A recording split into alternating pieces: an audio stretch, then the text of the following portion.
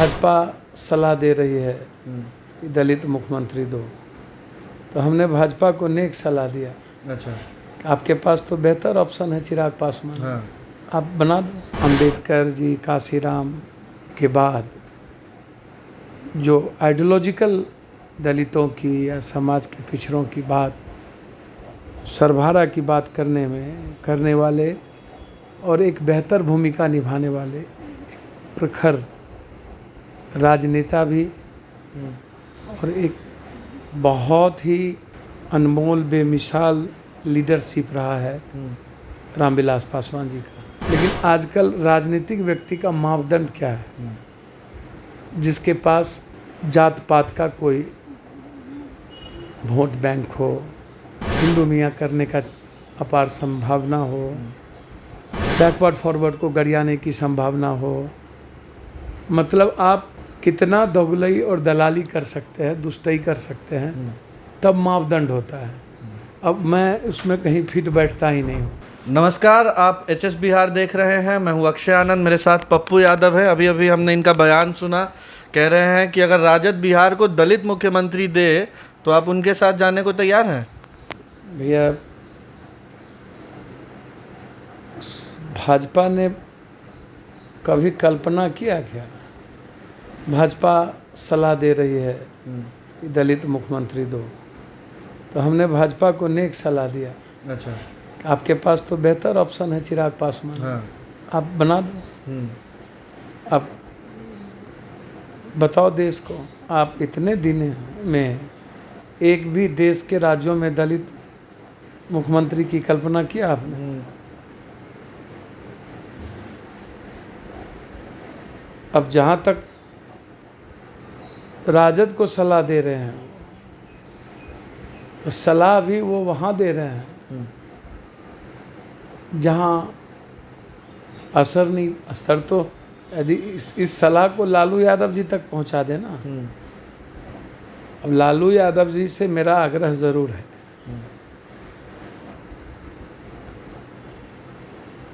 कि पारखी हैं राजनीति के। यह वक्त है,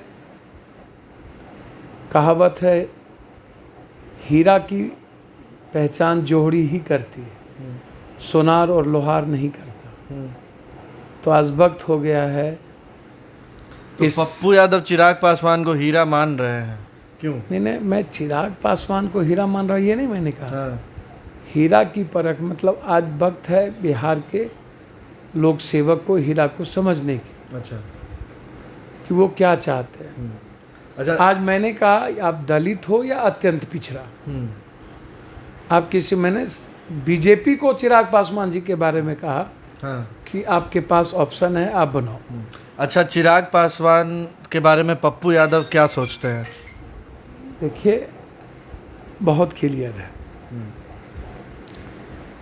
बहुत लंबे समय से रामविलास जी का 67 के राजनीतिक सामाजिक इतिहास रहा है। देश में एक वैचारिक फेस रहे हैं। अंबेडकर जी, काशीराम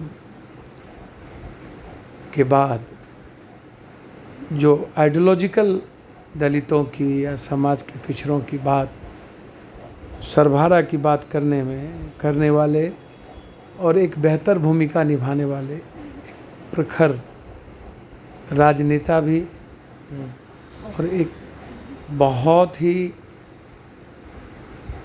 अनमोल बेमिसाल लीडरशिप रहा है रामविलास पासवान जी का। और मुझे लगता है कि उन्होंने एक बेहतर संस्कार दिया है चिराग जी को। वर्तमान समय में जो देश भर में युवा राजनीतिक रूप से पढ़ना चाहते हैं, अपार संभावना दिखती है चिराग पासवान। आपकी चिराग पासवान से कभी मुलाकात हुई है? होती रहती है, लाखों बार मुलाकात। स्वभाव से कैसे हैं चिराग? अब मैं इतना कह सकता हूँ, ये बाचाल नहीं है,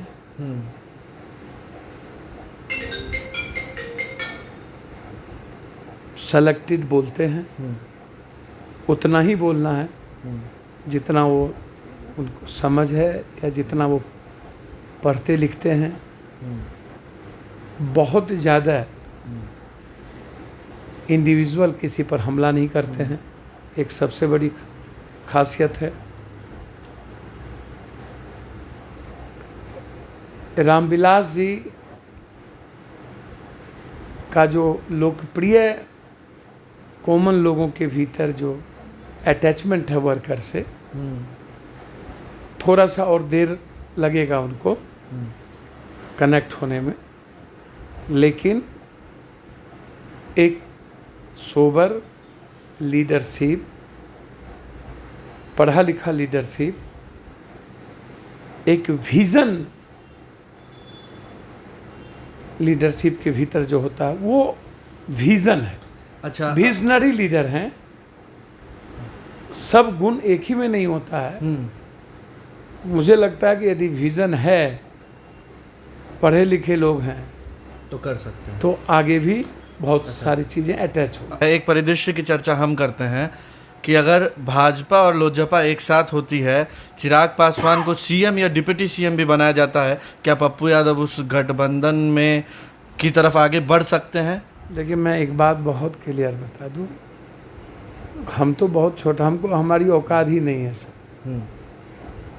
भाजपा बहुत बड़ी पार्टी है आज के डेट में, कांग्रेस बड़ी पार्टी है सर। मधुमक्खी वहाँ बैठता है जहाँ रस हो, भमरा बिना रस के नहीं बैठता। हम एक व्यक्ति हो सकता है अच्छे हो जाएं, सेवक हो जाएं, एक अच्छी राजनीतिक व्यक्ति हो जाएं, लेकिन आजकल राजनीतिक व्यक्ति का मापदंड क्या है? जिसके पास जात पात का कोई वोट बैंक हो, हिंदू मियाँ करने का अपार संभावना हो, बैकवर्ड फॉरवर्ड को गरियाने की संभावना हो, मतलब आप कितना दोगलई और दलाली कर सकते हैं, दुष्टई कर सकते हैं, तब मापदंड होता है। अब मैं उसमें कहीं फिट बैठता ही नहीं हूँ, मेरी जाति कोई है ही नहीं।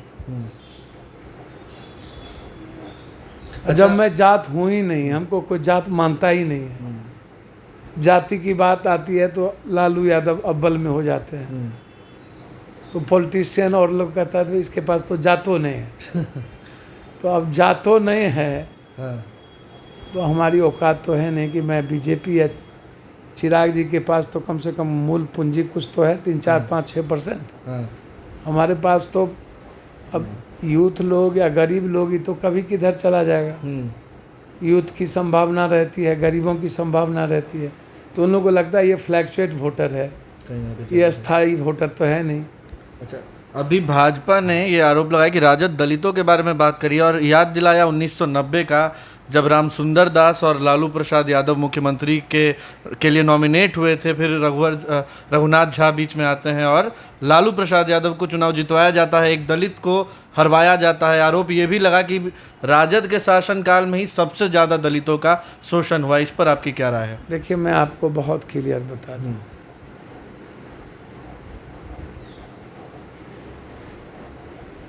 जब मैं नरसंहार के बात करूंगा ना, तो 90 के पहले का नरसंहार और सिलसिला